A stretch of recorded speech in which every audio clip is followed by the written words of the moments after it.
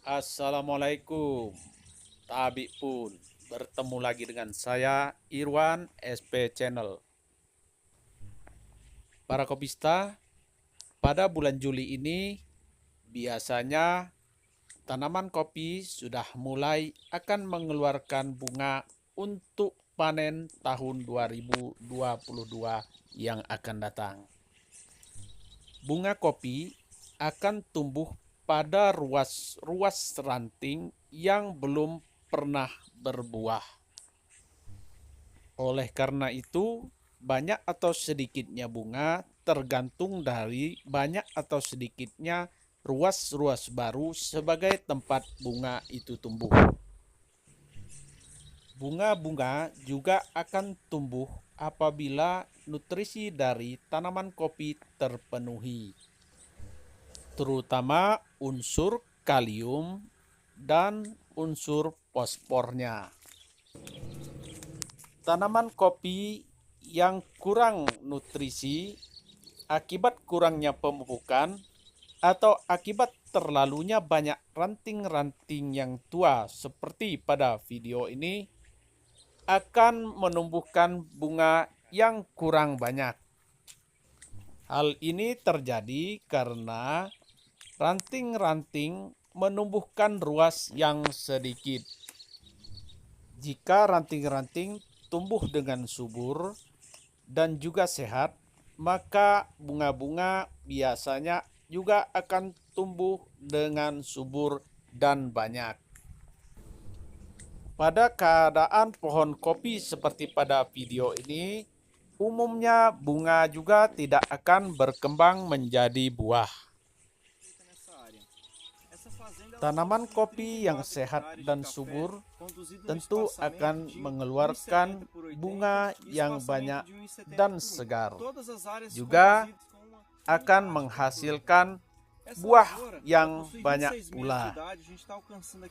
Kalau kita bandingkan antara tanaman kopi yang sehat dan tanaman kopi yang kurang sehat, tentu jauh sekali perbedaannya.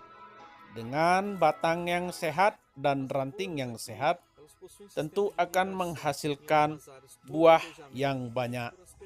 Bunga yang terbentuk kebanyakan akan berkembang menjadi buah.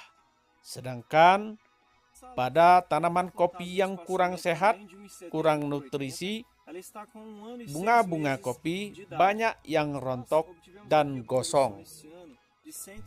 Begitu juga pada saat buah kopi sudah terbentuk, pada tanaman yang kurang sehat, buah-buah kopi banyak yang rontok akibat penyakit, serangga, dan juga jamur. Selain itu, tanaman kopi yang kurang pemupukan, kesehatannya tentu saja berkurang sehingga kemampuan untuk membentuk dan mempertahankan buah akan sangat turun atau berbeda sekali dengan tanaman yang sehat. Pohon kopi yang sehat dan lingkungan kebun yang sehat akan mendukung perkembangan bunga dan perkembangan buah kopi hingga kita memperoleh hasil panen yang banyak. Penyakit jamur. Jamur rontok nih.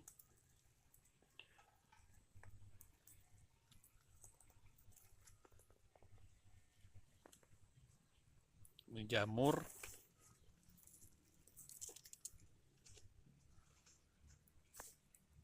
Nggak jadi buah.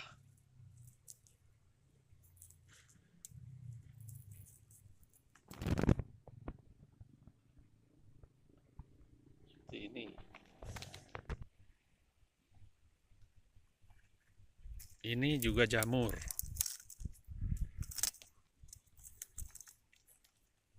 Ini.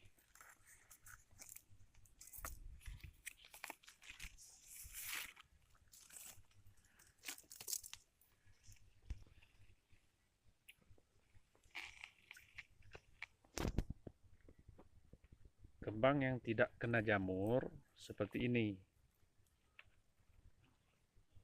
Jadi, ini kembang yang tidak kena jamur, sehat, dia akan jadi buah.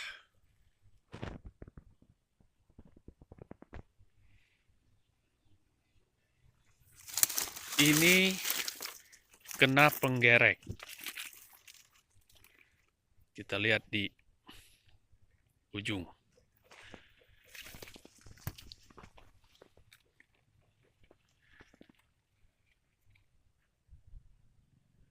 Ada ulatnya yang memakan batang. Ini kena jamur.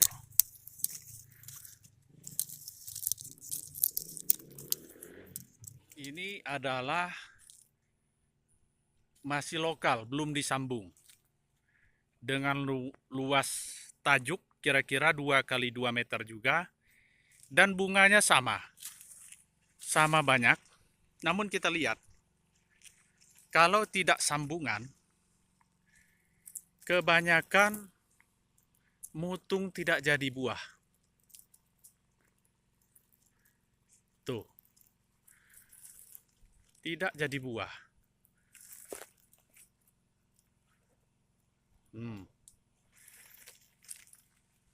Satu ranting, 1, 2, 3, 4, 5, 6, 7.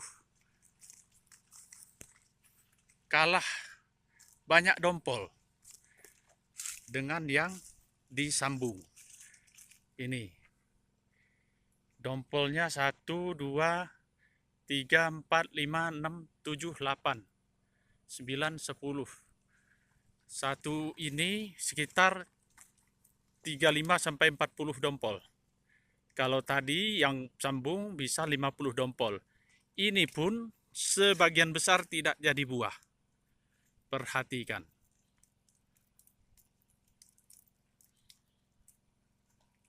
Nih.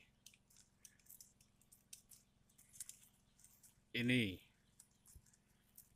Inilah mengapa pentingnya penyambungan. Tuh. Sambung itu tujuannya adalah mengeluarkan sifat unggul dari tanaman kopi ini. Untuk mengurangi kerontokan bunga dan buah yang disebabkan oleh jamur dan serangga, maka tanaman kopi perlu dipupuk yang cukup dengan menggunakan pupuk yang lengkap, terdiri dari urea, TSP, dan KCL. Urea untuk perkembangan ranting, TSP untuk perkembangan bunga, sedangkan KCL untuk pengisian buah dan juga untuk mempertahankan buah dari cuaca buruk. Tanaman yang sehat akan menjauhkan tanaman dari serangan penyakit, terutama jamur. Apabila di kebun sudah terserang jamur, maka perlu diantisipasi dengan penyemprotan fungisida seperti antrakol dan lain sebagainya. Sedangkan serangga yang menyerang ranting dan buah disebut penggerek ranting dan juga penggerek buah kopi. Penyakit serangga ini dapat dicegah dan diobati dengan insektisida untuk kutu-kutuan seperti regen dan sebagainya. Juga kondisi kebun harus terjaga kelembapannya. Jangan sampai kebun gelap dan lembab. Pemupukan sebaiknya dilakukan minimal 2 kali dalam setahun. Begitupun penyemprotan obat-obatan untuk jamur dan serangga sebaiknya dilakukan 2 kali dalam setahun. Seperti tampak pada tanaman muda yang berumur 2 atau 3 tahun, maka akan berbuah dengan lebatnya karena batang kopi masih sangat sehat dan segar. Selain itu, kondisi kebun juga tidak semeraut dan terang sehingga kelembaban kebun rendah. Kebun yang terang dan lembabnya rendah akan menghambat perkembangan bibit-bibit penyakit pada tanaman kopi. Busuk bunga dan rontok buah merupakan momok utama bagi petani kopi di daerah kita, di mana busuk bunga sering dianggap sebagai gosong karena matahari, namun sebenarnya itu adalah serangan dari jamur. Rontok buah yang dianggap penyebabnya adalah cuaca, sebenarnya adalah banyak serangan oleh jamur dan juga oleh penggerek buah. Tanaman yang tampak kuning setelah berbuah lebat itu pertanda tanaman sedang stres. Stres biasanya disebabkan oleh banyaknya energi yang dikeluarkan oleh tanaman kopi karena buah yang lebat dan juga kurangnya nutrisi pada tanaman kopi. Tanaman yang stres umumnya enggan mengeluarkan bunga dan buah yang lebat. Oleh karena itu, keadaan ini dapat diantisipasi dengan mencukupi nutrisi dari tanaman kopi itu. Nutrisi pada tanaman kopi akan disediakan oleh tanah atau alam, namun tentu saja tidak akan mencukupi kebutuhan tanaman. Oleh karena itu, kita perlu menambah dengan pupuk buatan.